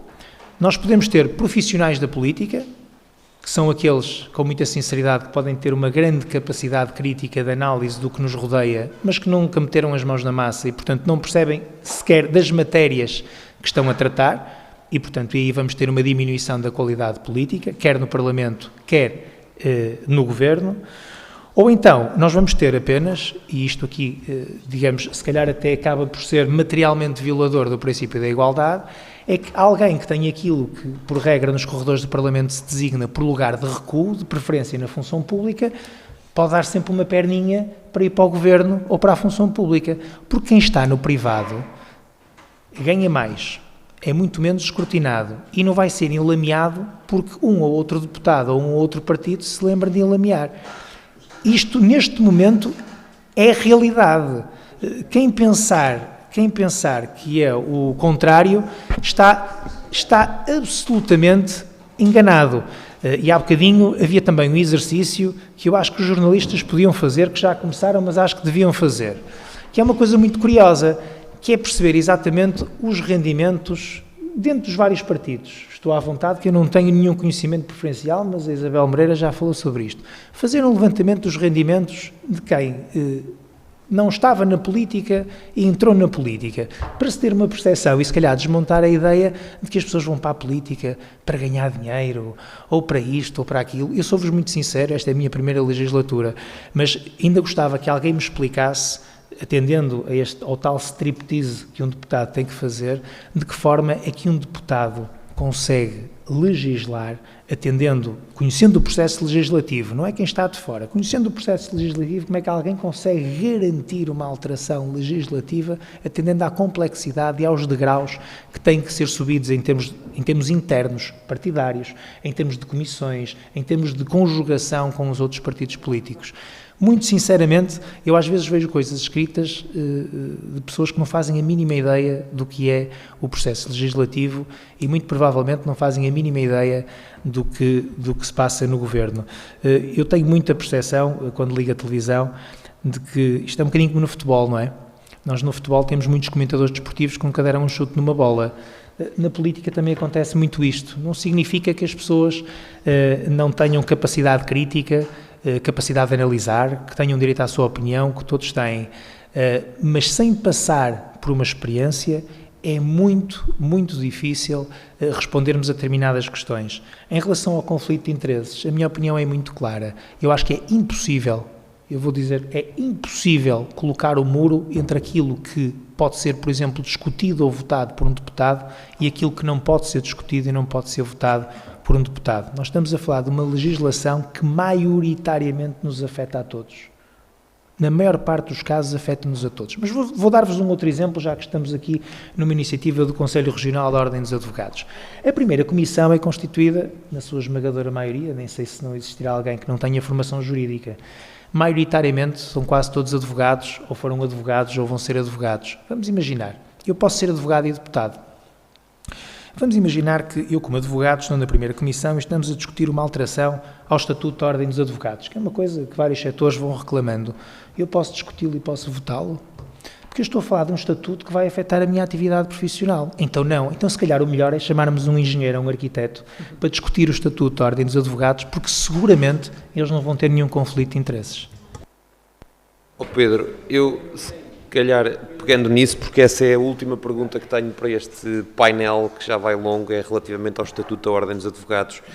O Estatuto foi, como todos sabemos, revisto e na altura foi aprovado com o voto favorável do Partido Socialista e penso que da Iniciativa Liberal. O PSD opôs-se e os outros partidos também se opuseram e, portanto, eu pergunto, começando por si, relativamente ao impacto que essa alteração teve, nomeadamente em duas questões muito particulares. Na questão do estágio remunerado, que significou imediatamente, com as consequências que tudo isto comporta, venham elas de onde vierem, que é de uma redução de mais de 50% em muitos concelhos regionais de inscritos no estágio da Ordem dos Advogados em face desta obrigação, por um lado, e por outro, a questão dos atos próprios dos advogados que, enfim, na prática ficaram quase reconduzidos aos temas de contencioso. Ora bem, declaração de interesses, eu até tomar posse como deputado era presidente do Centro de Estágio da Ordem dos Advogados do Conselho Regional do Porto, portanto estou muito dentro destas matérias e penso que a Ordem tem mais um problema, é que não é só questão dos advogados, é questão do próprio financiamento dos Conselhos Regionais, que maioritariamente estavam muito assentes naquilo que era pago pelos advogados estagiários. Eu acho que há aqui duas dimensões. Há uma dimensão, começando se calhar pela primeira questão, que tem que ver com os estágios remunerados. Os estágios remunerados são uma realidade que ocorre maioritariamente em Lisboa e, de certa forma, no Porto. Eu diria que, e estou a falar concelho, não estou a falar de grande Porto ou de grande Lisboa. E temos uma realidade, por exemplo, a realidade do Conselho Regional do Porto tinha uma média de 450 advogados estagiários por cada curso que abria. Eu diria, se calhar não me enganando muito, que para pagar os valores que estão consignados, estamos a falar de um valor acima dos 1.000 euros, diria que se calhar nós iríamos ter 40, 50 advogados estagiários no Conselho Regional do Porto, portanto cerca de 10%, desconheço a realidade em Lisboa, mas seria mais ou menos igual, e arriscaria a dizer que o Conselho Regional de Évora, de Faro, de Coimbra, Madeira e Açores corriam o risco de ter 1, 2, se tudo corresse bem.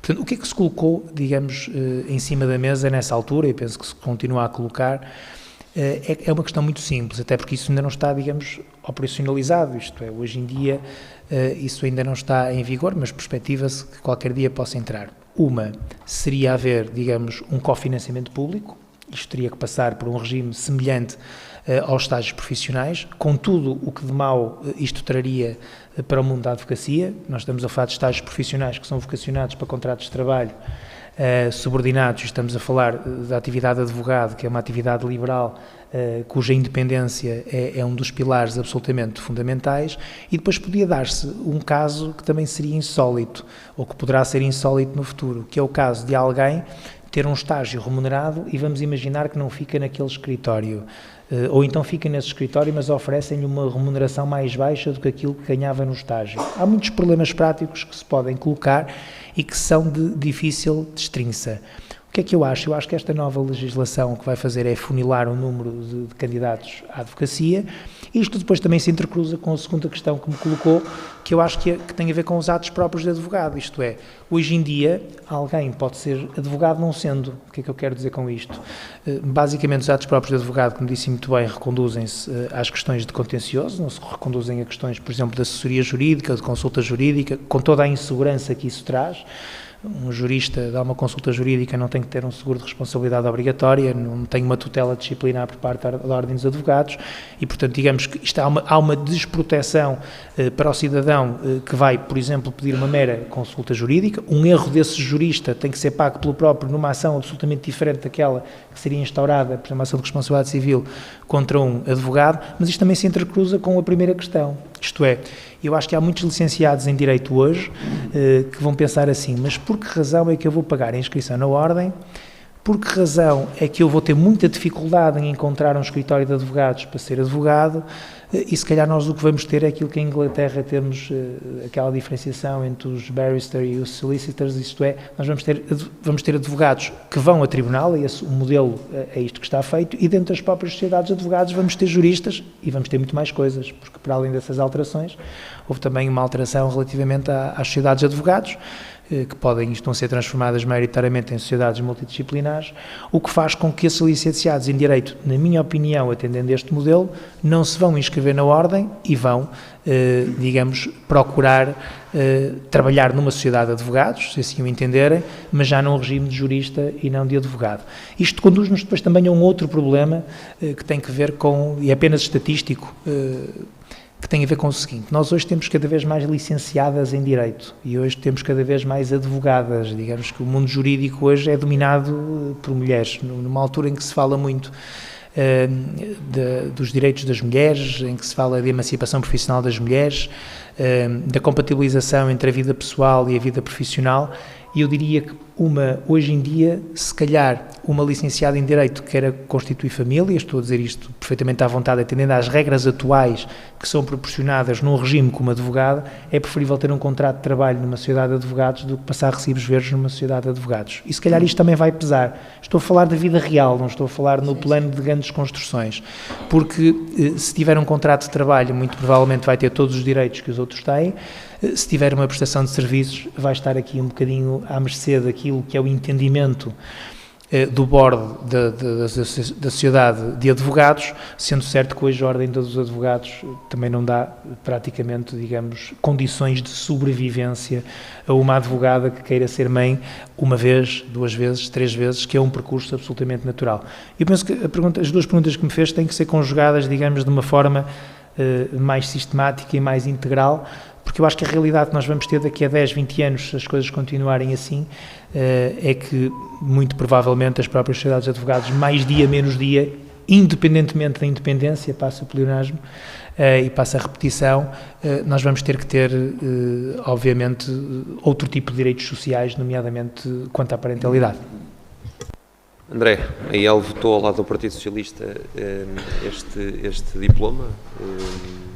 Sim, eu relativamente a isto, eu até vou dar-me aqui uma posição mais pessoal e não tão ligada aqui à Iniciativa Liberal, porque isto de facto, eu concordo com muito do que o meu colega painel referiu aqui, especialmente até, eu fui advogado durante 25 anos e durante 20 eu foi um regime perfeitamente liberal, ou seja, eu trabalhei por conta própria e depois associei-me com alguns colegas,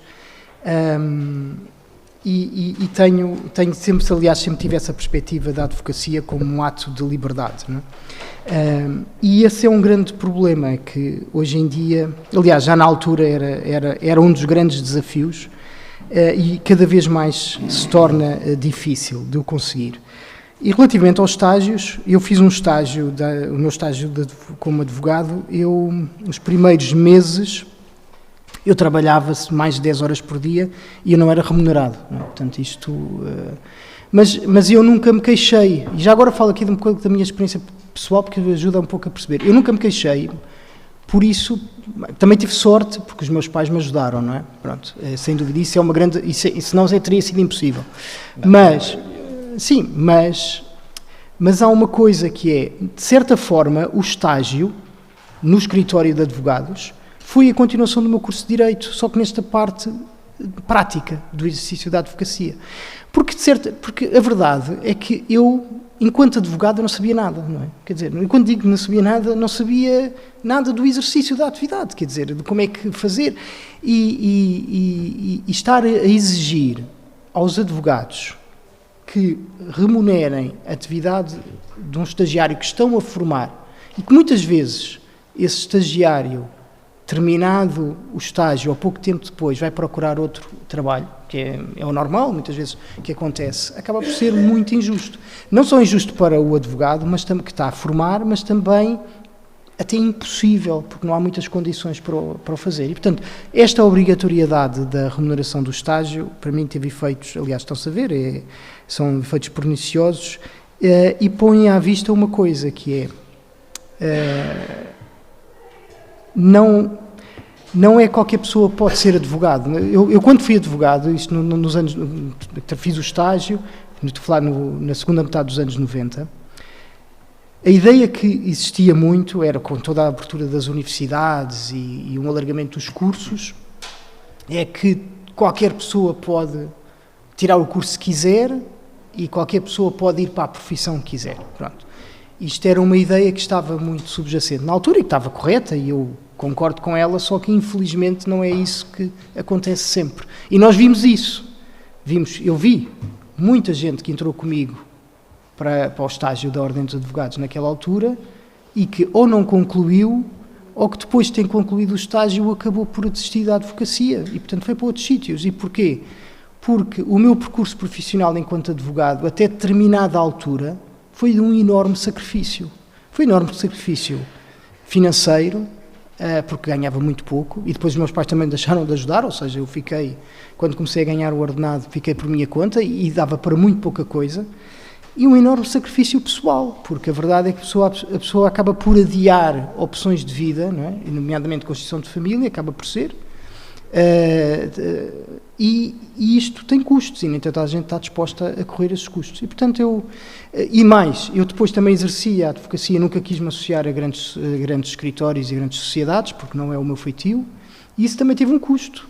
Depois, claro que há outros benefícios, mas quem semeia também vai acabando de colher, não as tempestades, mas muitas vezes, porque não é os ventos, mas acaba por semear boas sementes, pode tirar benefícios disto. Mas há aqui muitos sacrifícios e pensar que a atividade, o exercício da advocacia é um mar de rosas, quase como as séries, nós vamos ali para o tribunal. Aliás, o entusiasmo não é sequer metade do que nós vemos nas séries de televisão, não é? Porque não tem metade daquele interesse. Nós temos de ter algum cuidado na forma como vemos essa atividade profissional. Fora isto, uma das grandes preocupações que eu tenho relativamente ao futuro da Ordem e ao futuro da atividade é precisamente isto que o Dr. Pedro Neves Sousa estava a referir, que é a da independência do advogado. Eu sempre vi o advogado como Havia, quando eu fiz o estágio, depois havia a cadeira de deontologia, que nós tínhamos todos, e havia um livro do Código Deontológico, que era do advogado António Arnoux, e havia lá uma frase que eu nunca me esqueci, que a advocacia é a profissão mais livre que um homem livre pode ter, uma coisa assim, desse género. E isso sempre me marcou um pouco, ou seja, vejo isso como cada vez mais difícil de acontecer para quem queira ir para a advocacia e queira exercer a advocacia exatamente como uma atividade profissional liberal, totalmente livre de interesses e que possa efetivamente defender os interesses do seu cliente. E também tenho algum receio relativamente aqui à Ordem dos Advogados, que com o tempo acabe por perder a sua autonomia. E um dos receios, pelo menos isto é a minha opinião, eu posso estar perfeitamente enganado, mas receio muito que o fim daquilo que querem fazer à CEPAS possa, apesar de eu perceber que as proteções da advocacia, de quem exerce a advocacia, as proteções sociais não sejam as melhores, mas receio do que possa acontecer na CEPAS no futuro próximo, possa ter repercussões na autonomia da Ordem dos Advogados. E isso pode ser complicado para o exercício da advocacia. Manuel.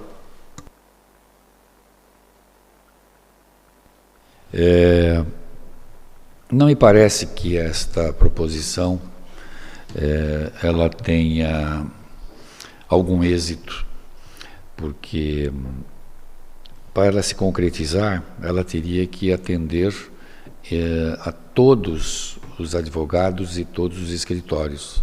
E na forma que ela está colocada, entendemos que os pequenos e talvez até médios escritórios não terão condições de implementar estas regras que estão colocadas. O deputado, Dr. Pedro, e também o André já falaram praticamente tudo sobre esse assunto. A única coisa que nós gostaríamos de deixar aqui é que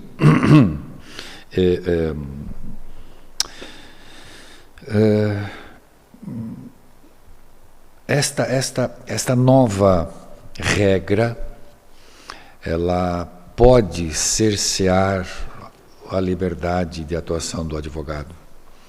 ela acaba, de alguma forma, fazendo esse cerceamento, e o que, logicamente, implica num mau trabalho ao seu cliente. Ele, advogado, para atender ao seu cliente de uma forma como deve ser feito esse atendimento, ele tem que estar livre para atuar desta maneira, sem essas amarras até financeiras, eu diria, em seu escritório, na sua atuação. Isabel, o PS foi o grande precursor deste novo estatuto. Não estava eu responsável pelo diploma e vou aproveitar isso para ser mais breve, porque de facto não fui... Na divisão de tarefas eu não tive essa responsabilidade, mas de qualquer maneira gostava de dizer 2 ou 3 coisas. Em primeiro lugar, que o André estava a dizer que trabalhava 10 horas por dia e não se queixava. Eu acho isso notável e não acho saudável e não acho um bom exemplo. Acho que, pois, eu também trabalhava 10 ou mais e queixava-me. E fez-me agora muito não te mal. quero interromper, mas claro que me queixava. Sim, Quando sim. eu digo não me Não, queixava, percebi, é no sentido de continuei, não é? Não, eu É só, não, Isabel, mas é nesse sentido, não é? Sim, eu não, mas continuei, é mesmo, não desisti. Pronto. É mesmo um período muito perigoso da nossa vida, o período do estágio. Eu estagiei e fui paga, sempre. O que eu fazia contribuía positivamente para a produtividade da Sociedade de Advogados onde eu estava e, portanto, fui sempre paga. Ao mesmo tempo, comecei a dar aulas na Faculdade de Direito de Lisboa, porque abri um concurso internacional. Eu acabei o curso em julho, abri o concurso internacional em setembro para a área de Direito Público e eu ganhei, portanto, eu em setembro estava a dar aulas e, portanto, eu estava a dar aulas, eu estava a estagiar e estava a frequentar o estágio obrigatório da Ordem dos Advogados, que eu acho que era absolutamente inaceitável, porque eu acho que a Ordem dos Advogados tinha um estágio que me obrigava a repetir matérias que eu tinha lecionado, que tínhamos todos aprendido na Faculdade de Direito de Lisboa e, portanto, a Ordem dos Advogados aquilo que fazia era também afunilar através de um estágio musculado, de enorme ingerência em termos no que diz respeito à autonomia universitária, que depois nos obrigava a fazer 60 relatórios, 10 presenças em tribunal, não sei quantos exames escritos, mais o exame oral, mais o relatório sobre deontologia, e, portanto, eu acho mesmo que aquilo que alguns de nós passaram, sobretudo quando se atreviam a também ter o sonho de uma carreira académica, foi absolutamente inaceitável, nomeadamente o que a Ordem dos Advogados nos fez. Eu não sei porque é que eu, tendo um estágio e tendo uma pessoa a orientar-me, no caso do professor Sérvulo Correia, que acho que sabe alguma coisa de direito, tinha que aturar aquelas aulas da Ordem dos Advogados. Desculpe, que eu quando me lembro disto ainda fico, porque é que eu tinha que ter aquelas aulas sobre trabalho, sobre isto, sobre aquilo, sobre outras coisas que eu já sabia de cor e salteado, para eu ir dar aulas de direito, para apanhar o metro, para eu ir, entretanto, trabalhar no escritório de advogados. Portanto, naturalmente, isto resultou em 3 horas de sono durante uns anos, que paguei, em termos de saúde mental, não correu bem, havia um dia que tinha que rebentar. Devo dizer que acho bem que quem não tem dinheiro para pagar, que não dê estágio. Porque eu comparo isto um bocadinho ao período experimental de qualquer trabalho. Qualquer trabalho que nós façamos pela primeira vez, nos primeiros tempos não somos tão produtivos como os outros trabalhadores mais experimentados da empresa ou do sítio onde estivermos. E, portanto, o argumento de que estamos a aprender é um argumento que levaria a que, por exemplo, no período experimental o trabalhador não recebesse dinheiro. Estou a fazer uma analogia, mas não me parece mal à partida que o estágio seja pago. O meu foi pago e devo dizer que acho que muito merecidamente, acho mesmo muito merecidamente, e acho bem que, no caso, era a Sociedade de Advogados do professor Sérvulo Correia, que ele tivesse isso por princípio, que é, se não queria ter estagiários pagos, não tinha estagiários. Pessoalmente, gosto mais deste princípio. em relação aos atos próprios, eu não acho que seja impossível um modelo, eu já percebi que a lei foi longe demais por tudo que me dizem, mas não acho impossível um modelo em que alguns atos que eram exclusivos dos advogados possam ser feitos por licenciados em Direito, ou seja, desde que o mandato de referência, obviamente, fique exclusivo dos advogados. Acho que pode haver alguns atos, eventualmente não tantos como aqueles que ficaram contemplados na lei, que possam ser feitos por licenciados em Direito e que eu possa ter a liberdade para fazer uma coisa muito simples, um contrato muito simples, possa ter a liberdade de não querer contratar um advogado e querer contratar um licenciado em Direito que sabe fazer aquilo perfeitamente e não precisa ser licenciado em Direito. E, finalmente, as sociedades multidisciplinares, eu percebo a questão da liberdade, mas também percebo a questão prática, que elas estão previstas no direito da União Europeia. E eu podia continuar a proibir as sociedades multidisciplinares e ela não existir em Portugal. Muito bem, eu sei como é que eu fazia se eu tivesse uma sociedade de advogados. Eu punha a sede em Madrid e operava em Portugal. Portanto, eu acho que isto era uma coisa que não tinha saída, não tinha outro caminho, tinha de se permitir. Mas eu percebo que, já percebi pelo feedback, e aí eu tenho que me pôr numa situação de modéstia, porque eu não exerço advocacia há muitos anos, porque lá está, quando cheguei àquela altura da exaustão psicológica, optei pelo que gostava mais e não pelo que me dava mais dinheiro, e o que eu gostava mais era a academia, e só mais tarde é que voltei a exercer outra vez. E já percebi que nesse aspecto fomos longe demais no que diz respeito aos atos próprios, é pelo menos onde eu ouço mais queixas por parte de amigos e amigas minhas que advogam, mas em minha defesa eu não tive a responsabilidade neste estatuto, mas votei a favor porque concordo, em tese concordo, quer com a aprovação das sociedades multidisciplinares, quer com o estágio pago, quer com a alteração dos termos do estágio em si, que aqui não falámos, mas deu para ver com a minha emoção, como eu queria mesmo, com a forma como o estágio da Ordem dos Advogados fosse alterado, e os atos próprios, eventualmente, poderia ter sido feito de outra maneira. Obrigada. Obrigado, Isabel. Desculpa, André, já agora, se eu puder só fazer um pequeno comentário. Eu também tive o meu estágio pago, isso terá ficado mal interpretado. O que eu não fui...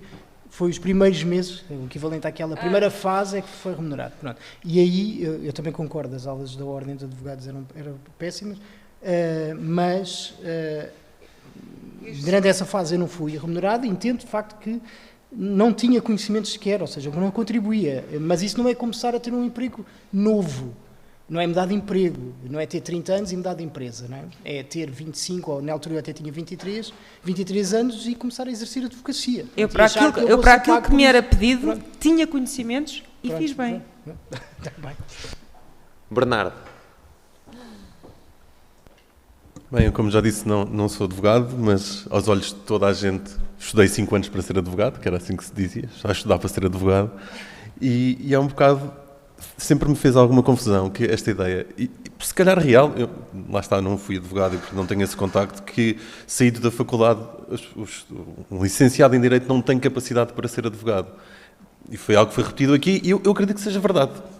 Sim, mas há esta ideia, não foi só o que foi dito aqui, há esta ideia. É confuso, eu não quero estar a interromper. O que eu disse foi que o estágio, e principalmente na parte então que me coube aqui da primeira fase em que não foi remunerado, é que entendia como a continuação de um curso, mas de um curso específico, em que de facto eu nem sequer estava a pagar por ele também. Ou seja, não é? Portanto, a pessoa paga a faculdade, mas eu ali estava a aprender, não estava a ser remunerado pelo trabalho, mas eu também não estava a pagar para aprender o que efetivamente. E quando passei para a segunda fase do estágio, imediatamente comecei a ser remunerado. Sim, mas esta é uma ideia que existe e eu acredito que seja até verdade. E nesse sentido acho que tem que se exigir mais das faculdades. Se calhar temos um problema aqui de desfazamento entre a prática e a teoria que nunca conseguimos resolver. Não vou pronunciar muito sobre o estatuto em si, que não conheço. Sei que existe a posição do livre que trabalho tem que ser remunerado, seja ele o qual for, portanto é uma posição de princípio e neste sentido concordamos. Quem não tiver capacidade para pagar não tem estagiários. Acho que é por aí. Eu digo sempre aqui que não sou advogado, mas tenho uma grande admiração. Eu sou de uma terra, não sou de Lisboa nem do Porto, sou de Aveiro, e a figura do advogado, da personagem liberal no sentido progressista até, de ser desprendida com possibilidade de agir no espaço público, em Aveiro é muito forte. Sempre tivemos advogados muito fortes, práticas muito pequenas e que entusiasmam qualquer pessoa que goste de política, como todos nós aqui gostamos, e portanto há uma grande admiração pela figura dos advogados. E acho que estamos a caminhar para um caminho em que vamos perder este tipo de advogados, este tipo de escritórios mais pequenos, ao pé de pessoas muito independentes. Por um lado. Por outro lado, eu compreendo muito esta questão da proteção social. É de facto impensável que se continue a ter, principalmente com o que foi dito aqui, quer dizer, com o crescimento de mulheres no mundo jurídico, e é natural, e eu acho muito bem que se proteja muito mais a parentalidade. Nós somos a favor de licenças iguais para os dois, até para não haver aquelas punições de não contratar mulheres porque podem ficar grávidas e depois tiram licenças. Acho que os homens têm que ter a mesma licença, os pais, exatamente para combater isto. Mas tem que se proteger as pessoas e tem que ser o mais igualitário. Que o André disse que teve sorte. Nós não podemos basear a vida na sorte e ter alguém que pague. Eu também tive sorte, tive tempo para decidir o que queria fazer na vida, tive uma família que me podia sustentar, mas as instituições e as decisões não podem ser baseadas em quem tem sorte ou não. Aliás, pelo contrário, devemos ver quem é que não tem sorte e proteger esses, para que possam aceder da mesma forma às profissões. Dito isto, em relação aos atos próprios dos advogados, eu não sei até que ponto nós somos dos 10 países com mais advogados per capita do mundo, não é? Portanto, não sei até que ponto é que temos que deixar para os advogados advogar e outros atos deixar para licenciados em Direito, que possam contribuir com pareceres, com estudo, com aconselhamento, mas que não... ou seja, fazer aqui uma separação nas carreiras, se calhar era importante. Se calhar tínhamos demasiados advogados a fazerem coisas que não deviam ser de advogado e temos que quebrar aqui isto. Bernardo, Isabel, Manuel, André, Pedro, muito obrigado pela vossa presença, muito obrigado a todos os grupos parlamentares. Acho que foi um debate muito enriquecedor para todos os que estavam aqui presentes. Queria fazer uma questão, força.